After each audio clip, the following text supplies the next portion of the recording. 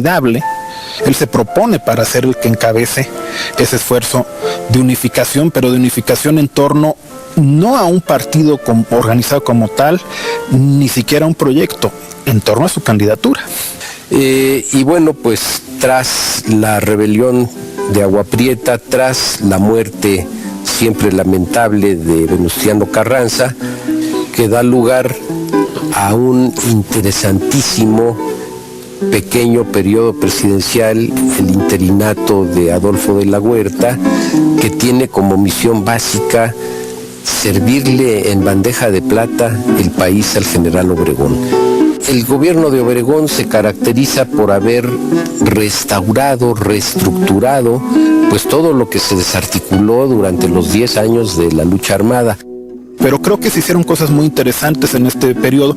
Por ejemplo, se crea el impuesto sobre la renta, que tuvo un primer ensayo en 21 como un impuesto dedicado a financiar las fiestas del centenario. La devolución de los bancos casi al inicio del gobierno de Obregón, que también va a permitir la normalización financiera del país. A pesar de que todavía el ejército representaba pues un gasto muy fuerte dentro de las finanzas del país, todavía bastante precarias y resentidas por la guerra. El país estaba en paz, estaba tranquilo y todo se echa a perder a la hora de escoger quién va a seguir al frente del Poder Ejecutivo. Opta Obregón por el general Calles y bueno, pues viene la rebelión del la huertista, que lleva a Obregón incluso a tomar en algún momento dado el control militar y logra sofocar. Efectivamente, con los Estados Unidos le cierran la frontera a las armas para los de la huertistas y con eso pues se ayuda a explicar por qué el 60% del ejército que apoyó a don Adolfo pues fue derrotado. 1924, Álvaro Obregón concluye su periodo presidencial, entrega el poder al general Plutarco Elías Calles en el Estadio Nacional recién construido, obra ideada por José Vasconcelos, que ya no estaba colaborando con el gobierno de Obregón, por cierto. Y bueno, pues el general Obregón se retira, pero le entra una nostalgia por el poder y pronto se empezará a mover la reforma constitucional que permita la reelección. Obregón es electo sin problema.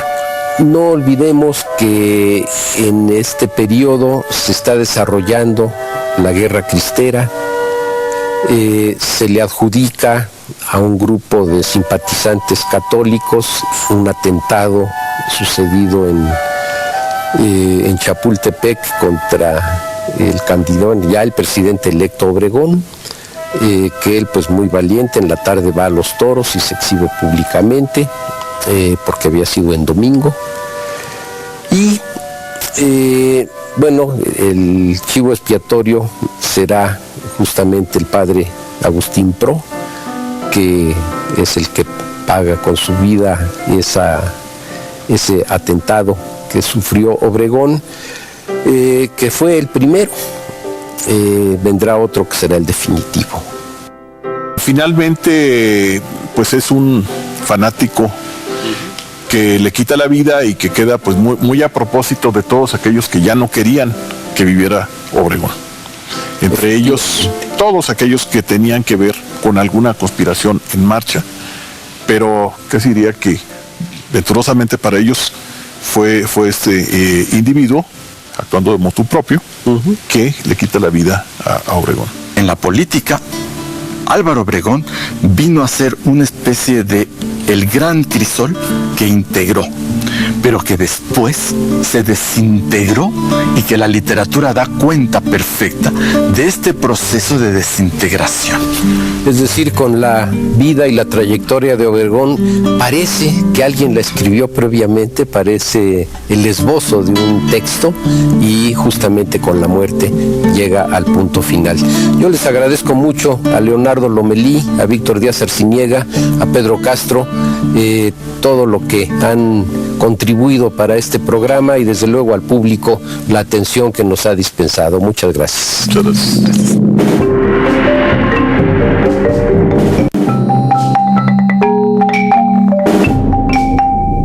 Bienvenidos a un programa más de Discutamos México. Este programa tiene por título Calles, el callismo y la construcción del Estado moderno mexicano.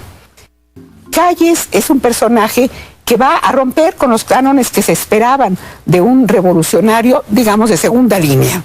Un hombre que, por su formación de maestro, era un hombre que también estaba atento a lo que pasaba en el mundo. Y este hombre tiene un pasado muy interesante, pero además tiene una serie de circunstancias particulares que lo diferencian de lo que sucede con los demás hombres fundamentales, sea el propio Madero, sea Carranza y hasta Obregón. Calles efectivamente estudió la normal, fue maestro de educación primaria y era un hombre al que le gustaban mucho los niños.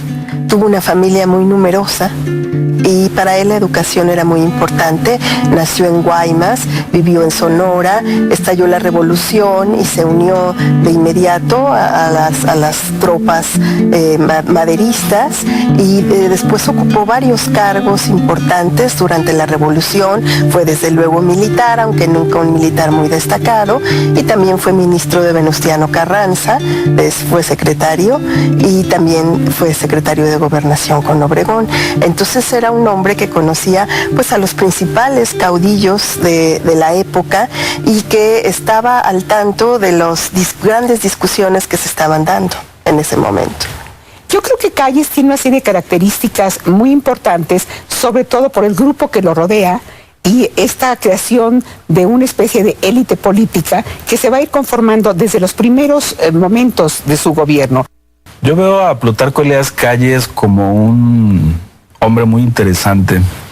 Ya lo dijo Carmen, un profesor que se incorpora a la revolución después de haber tenido una serie de aventuras empresariales. La mayoría fallidas. Lo encontramos cuando empieza la revolución en Sonora en 1913 como comisario de Agua Prieta, primer puesto que tuvo en el gobierno maderista, pero tenía también una tienda donde vendían artículos de todo tipo. En el periodo de la revolución en Sonora, comienza a construir su imagen como hombre fuerte. Entre el 13 y el 17 es gobernador de Sonora en este periodo y va construyendo una serie de relaciones que les llamo yo clientelares con subalternos como Abelardo L. Rodríguez, como Luis L. León, que después van a ser secretarios de Estado y que también van a ser sus amigos y van a ser gente muy leal. El mismo León lo sigue al exilio, ¿no? Cuando Cárdenas lo echa del país. Cárdenas es un subalterno de él, igual que León, igual que Rodríguez, y cuando llega a la presidencia de la República es un hombre poderoso, yo creo que en buena medida por ese tipo de relaciones que tenía. Cuando tratamos de entender el poder de Plutarco Elías Calles, yo creo que debemos considerar todo lo que esos subalternos le aportaban. Obregón dice que el menos general de todos los generales de la revolución es justamente Plutarco Elías Calles. No se destaca como un gran jefe militar, pero yo diría que dentro de todos los políticos de la Revolución Mexicana es quizá el político más destacado, que esa es una característica diferente. Y esto tiene que ver con su formación, con la vida que se va labrando Calles a lo largo de su temprana vida enfrentada a la sobrevivencia, al trabajo, a su vocación de